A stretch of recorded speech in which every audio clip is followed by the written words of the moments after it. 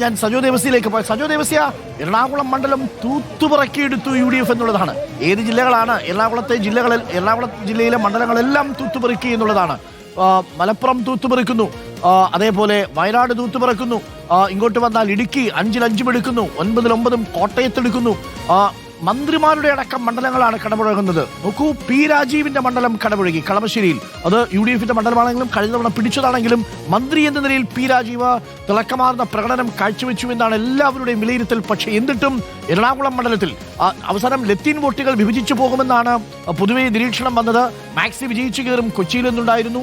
തൃപ്പൂണിത്തറയിൽ ഉണ്ണികൃഷ്ണനെ വൈപ്പിനിൽ നിന്ന് തൃപ്പൂണിത്തറയിലേക്ക് മാറ്റിയപ്പോൾ ഏറെ ചർച്ചയൊക്കെ ചെയ്തെങ്കിലും അവിടെ ഉണ്ണികൃഷ്ണൻ ഒരു മാജിക് കാണിക്കുമെന്നുള്ളതായിരുന്നു. കാര്യം വളരെ ദുർബലരായ സ്ഥാനാർത്ഥിയാണ് ദീപക് ജോയ് എന്നുള്ളതായിരുന്നു LDFന്റെ പ്രതീക്ഷ. അതിനെയെല്ലാം മറികടന്നുകൊണ്ടാണ് എറണാകുളം ജില്ലയിൽ ഒരു സമ്പൂർണമായ തേരോട്ടമാണ്. അതായത് 2021-ൽ UDFിനോടൊപ്പം അല്പം നിന്ന മണ്ഡലമാണ്. പക്ഷേ അതിനേക്കാൾ വലിയൊരു സമ്മാനമാണ് UDFിന് എറണാകുളം കൊടുത്തിരിക്കുന്നത്. പ്രതിപക്ഷ നേതാവിന്റെ തന്നെ സ്വന്തം മണ്ഡലം, സ്വന്തം ജില്ല.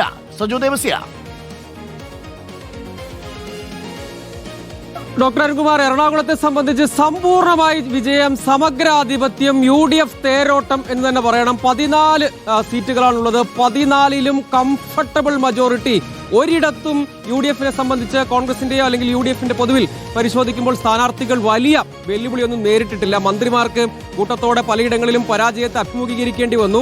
അതിനൊരു അപവാദമല്ല കളമശ്ശേരിയെങ്കിലും കളമശ്ശേരിയിൽ വിജയിക്കാം എന്നൊരു പ്രതീക്ഷ അവിടെ പി രാജീവിനുണ്ടായിരുന്നു, LDFിനുണ്ടായിരുന്നു. പക്ഷേ അതും കടപുഴകി പോകുന്ന കാഴ്ചയാണ് കണ്ടത് എന്ന് എടുത്തു പറയേണ്ടതാണ്. പല ഘടകങ്ങളും അവർ പരിശോധിച്ചു. പക്ഷേ ആദ്യത്തെ 2 റൗണ്ട് പൂർത്തിയായപ്പോൾ തന്നെ കാര്യം വ്യക്തമായി. കാരണം ഇടതുമുന്നണിക്ക് കഴിഞ്ഞ തവണ ലീഡെടുക്കാൻ കഴിഞ്ഞ കരുമാലൂരിൽ പോലും ലീഡെടുക്കാൻ കഴിയാത്ത ഒരു സാഹചര്യം ഉണ്ടായി. അവിടെ ഒരു കംഫർട്ടബിൾ മജോറിറ്റി, ഒരു 16 എന്നുള്ള നിലയിലേക്ക്, 14 എന്നുള്ള നിലയിലേക്കൊക്കെ വളരെ വേഗത്തിൽ തന്നെ എത്തിച്ചേരാൻ കഴിഞ്ഞു അവിടെ. പക്ഷേ പിന്നീട് പ്രതീക്ഷയ്ക്കും വകയേ ഉണ്ടായതില്ല എന്നാണ് കാണേണ്ടത്. മറ്റൊന്ന് LDF പ്രതീക്ഷിച്ച മറ്റൊന്ന് കൊച്ചിയാണ്. അവിടെ നമ്മൾ ശ്രദ്ധിക്കേണ്ട വളരെ ശ്രദ്ധേയമായ ഒരു സാമുദായിക സമവാക്യം പോലും ഉണ്ട്. അതായത് ഒരു 53% ക്രിസ്ത്യൻ വോട്ടുകളുള്ള, അതിൽ തന്നെ മജോറിറ്റിയും ലത്തീൻ വോട്ടുകളുള്ള ഒരു മണ്ഡലമാണ്. അവിടെ ചില സാമുദായിക വോട്ടുകളൊക്കെ ഭിന്നിച്ചു പോകുമെന്ന് കണ്ട് ഒന്നും സംഭവിച്ചില്ല.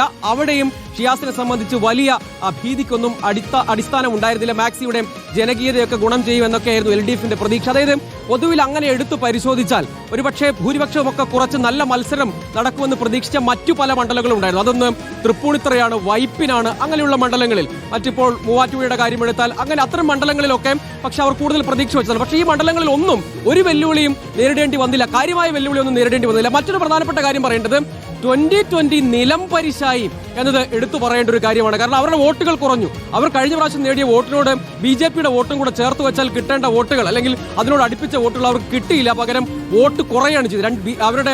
അവർക്ക് തന്നെ വോട്ട് 2020 തന്നെ വോട്ട് കുറഞ്ഞു. അതിനോടൊപ്പം BJPയുടെ വോട്ട് കൂടെ വരേണ്ടതാണ്. അങ്ങനെ പരിശോധിക്കുമ്പോൾ അവർക്ക് ആ കഴിഞ്ഞ പ്രാവശ്യം BJPയും 2020 കൂടെ നേടിയ വോട്ടുകൾ എടുത്ത് പരിശോധിച്ചാൽ അത് കുത്തനെ കുറയുന്നത് കണ്ടു. അഖിൽമാരാരും അതായത് തൃക്കാക്കരയിലും കണ്ടു സമാനമായ രൂപത്തിൽ വോട്ട് കുറയുകയാണ്. അതായത് അവർക്ക് നേരത്തെ ഉണ്ടായിരുന്ന കണക്കിലുണ്ടായിരുന്ന വോട്ടുകൾ തന്നെ കുറയുന്ന സാഹചര്യം. അപ്പോൾ 2020 കൂടി ഇക്കാര്യത്തിൽ വലിയൊരു തകർച്ച ഉണ്ടായിട്ടുണ്ട് എന്നത് എടുത്തു പറയേണ്ട ഒരു കാര്യമാണ്. എറണാകുളത്ത് അവർ മത്സരിച്ച കൂടുതൽ സീറ്റുകൾ എടുത്ത് മത്സരിച്ചു. പക്ഷേ ഒരു ഫലവും എവിടെയും ഉണ്ടാക്കാൻ കഴിഞ്ഞില്ല. അവിടെയൊക്കെ വോട്ടുകൾ കുറയുന്ന സാഹചര്യമാണ് ഉണ്ടായത്. ഏറ്റവും ശ്രദ്ധേയ പോരാട്ടം നടന്നത് നേരത്തെ സൂചിപ്പിച്ചതുപോലെ കളമശ്ശേരിയും കൊച്ചിയും തന്നെയായിരുന്നു. അവിടെ ഒരു ഫലവും ഉണ്ടായില്ല. ഒപ്പം ഒരുപക്ഷെ ഇടത് അനുഭാവികളുടെ പ്രതീക്ഷ ഉണ്ടായിരുന്ന ഒരു സ്ഥലം കോതമംഗലമാണ്. അവിടെയും ഒന്നും സംഭവിച്ചില്ല. അവിടെ കേരള കോൺഗ്രസ് ജോസഫ് ഗ്രൂപ്പിന്റെ സ്ഥാനാർത്ഥി ഷിബു തെക്കുംപുറമാണ്. അദ്ദേഹത്തിന് വളരെ ആധികാരികമായ വിജയം തന്നെ അവിടെ നേടാൻ കഴിഞ്ഞു. അവിടെ സൂചിപ്പിച്ചതുപോലെയുള്ള ഏതെങ്കിലും തരത്തിലുള്ള സമവാക്യങ്ങൾ, വോട്ടുകൾ ഭിന്നിച്ചു പോകും എന്ന കണക്കുകൂട്ടൽ ഒന്നും ഫലം കണ്ടില്ല. അതായത് യഥാർത്ഥത്തിൽ പ്രത്യേകിച്ച് വെല്ലുവിളികളൊന്നുമില്ലാതെ വളരെ ആവേശത്തോടുകൂടി UDFിനെ സംബന്ധിച്ച്, കോൺഗ്രസിനെ സംബന്ധിച്ച് ഫലം കാണാൻ കഴിഞ്ഞ ഈ ഫലപ്രഖ്യാപനം അല്ലെങ്കിൽ ഈ കൗണ്ടിങ് കാണാൻ കഴിഞ്ഞ ഒരു സ്ഥലം എന്ന് പറയേണ്ടി വരും. അതായത് സമ്പൂർണ്ണ സമഗ്രാധിപത്യം, ഇത്രയും മൃഗീയമായ ഒരു ആധിപത്യം ഉണ്ടാകും എന്ന് യഥാർത്ഥത്തിൽ UDF പ്രവർത്തകർ തന്നെയും കരുതിയോ? 14-ൽ 14 നേടാൻ കഴിയും എന്ന ആത്മവിശ്വാസമൊക്കെ ആ ഘട്ടത്തിൽ പങ്കുവച്ചിരുന്നെങ്കിലും 1-2 സീറ്റുകളുടെ കാര്യത്തിൽ എന്തെങ്കിലും വെല്ലുവിളി നേരിട്ടാൽ 1-2 സീറ്റുകളുടെ കാര്യത്തിലായിരിക്കും ആ വെല്ലുവിളി എന്നതായിരുന്നു UDF മുന്നോട്ട് വെച്ച ഒരു കാര്യം. 2 സീറ്റുകളിൽ വരെ വെല്ലുവിളി നേരിടാം എന്നതായിരുന്നു. പക്ഷേ 14 സീറ്റിൽ ഒരിടത്തും വെല്ലുവിളി നേരിടേണ്ടി വന്നില്ല എന്നാണത്. പക്ഷേ കോട്ടയത്തിന്റെ കാര്യത്തിലും ഇടുക്കിയുടെ കാര്യത്തിലുമൊക്കെ സമാന സ്വഭാവമുണ്ട്. പക്ഷേ ഇത്രയധികം സീറ്റുകൾ 14 14 സീറ്റുകൾ എറണാകുളത്തിന്റെ കാര്യത്തിലുണ്ട്. എറണാകുളം ഒരിക്കൽ കൂടി കോൺഗ്രസിനെ സംബന്ധിച്ച് സമ്പൂർണ്ണമായും ആധിപത്യമുള്ള, അവർക്ക് സമഗ്രമായ സ്വാധീനമുള്ള ഒരു ജില്ല. മറ്റൊരു പ്രധാനപ്പെട്ട കാര്യം, ഇത് പ്രതിപക്ഷ നേതാവ് VD സതീശന്റെ സ്വന്തം ജില്ലയാണ്. അദ്ദേഹത്തിന് വോട്ടുകളുടെ എണ്ണം എടുത്ത് പരിശോധിച്ചാൽ ഒരു നേരിയ വ്യത്യാസം കാണാം. അതിൽ പക്ഷെ കാര്യമായി പ്രതിഫലിക്കുകയോ അല്ലെങ്കിൽ അവിടെ IT ടൈസൺ മാസ്റ്റർ വന്ന് മത്സരിക്കുമ്പോൾ അദ്ദേഹം ഒരു മുതിർന്ന നേതാവാണ്, തൊട്ടടുത്ത് ആ മണ്ഡലത്തോട് അതിർത്തി പങ്കിടുന്ന മണ്ഡലത്തിൽ നിന്ന് ജനപ്രതിനിധി ആയിരുന്ന ആളാണ് കഴിഞ്ഞ ടേമിൽ. അപ്പോൾ അങ്ങനെ വരുമ്പോൾ അവിടെ ഒരു വലിയ മത്സരം നടക്കും എന്ന് പ്രതീക്ഷിച്ചിരുന്നു. പക്ഷേ പിടിച്ചു നിൽക്കാൻ മാത്രമേ ടൈസൺ മാസ്റ്റർക്ക് കഴിഞ്ഞുള്ളൂ എന്നാണ് ഒരു ശ്രദ്ധേയമായ കാര്യം. അദ്ദേഹം പിടിച്ചു നിന്നു എന്ന് വേണമെങ്കിൽ പറയാം. കാരണം വലിയൊരു റെക്കോർഡ് ഭൂരിപക്ഷത്തിലേക്ക് VD സതീശന്റെ ഭൂരിപക്ഷം ഉയർന്നതിനെ അദ്ദേഹത്തിന് തടയാൻ കഴിഞ്ഞു എന്നതിനപ്പുറത്തേക്ക് പ്രത്യേകിച്ച് അത്ഭുതമോ മാജിക്കോ ഒന്നും അദ്ദേഹത്തിനും സാധ്യമായില്ല എന്നാണ്. അപ്പോൾ എറണാകുളം യഥാർത്ഥത്തിൽ കോൺഗ്രസിനെ സംബന്ധിച്ച് ഏറ്റവും ശക്തമായ സ്വാധീനവും പിന്തുണയും ലഭ്യമായ ജില്ല എന്ന് ഉറപ്പിച്ചു തന്നെ.